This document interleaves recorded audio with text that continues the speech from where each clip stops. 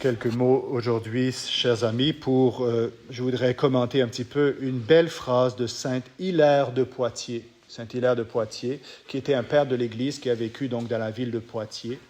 On est en train d'étudier, cette semaine avec les séminaristes, on a étudié un petit peu sa vie, ses écrits, sa doctrine, et on est tombé sur cette belle petite phrase où Saint Hilaire de Poitiers a dit « La foi est dans la simplicité ».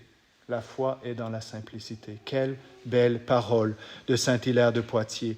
La foi est dans la simplicité. Vous voyez, la foi est lumineuse, la foi est simple, la foi est pleine d'espérance. La foi n'est pas dans les complications de l'esprit. Alors, c'est important qu'il y ait, bien sûr, l'Église a toujours voulu qu'il y ait des théologiens, des personnes qui étudient plus profondément la foi. Mais la théologie n'est pas la foi. La foi est dans la simplicité. Et ce qui est beau avec la foi, c'est que la foi, eh bien, la petite grand-maman qui n'a jamais fait d'études, elle peut avoir la foi aussi bien qu'un juge qui juge, vous voyez, dans les tribunaux, ou qu'un grand évêque. La foi est pour tous. La foi est pour tous. Et la foi est dans la simplicité. Alors aujourd'hui, beaucoup de monde ont compliqué la foi. Pour expliquer quoi? Pour expliquer l'existence de la fausse Église. Pour expliquer l'existence de l'Église de Vatican II. Vous voyez, on a essayé de diviser en disant qu'aujourd'hui, il y aurait deux Églises. Il y aurait deux églises, voyez.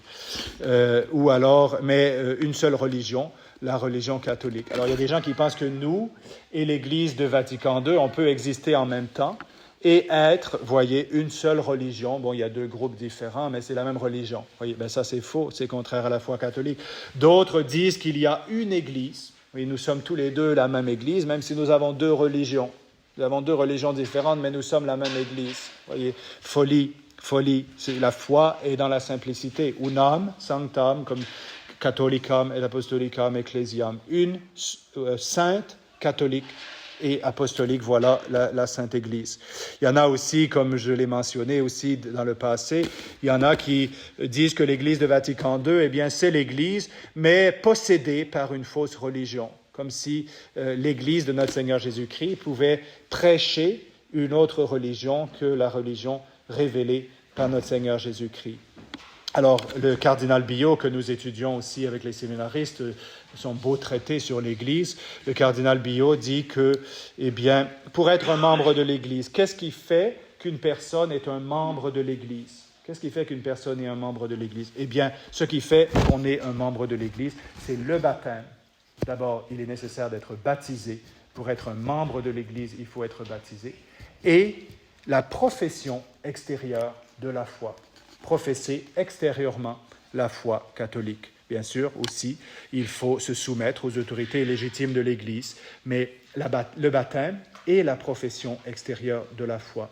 Alors, il faut nous poser la question, pourquoi nous sommes ici? Pourquoi aujourd'hui, 18 janvier 2026, pourquoi nous sommes rassemblés dans ce lieu? Bien, parce que chacun de vous qui êtes ici, vous avez reconnu dans la fausse Église, vous avez reconnu que la fausse Église, l'Église du Novus Ordo, ne professe pas extérieurement la foi catholique. Voilà pourquoi vous êtes ici.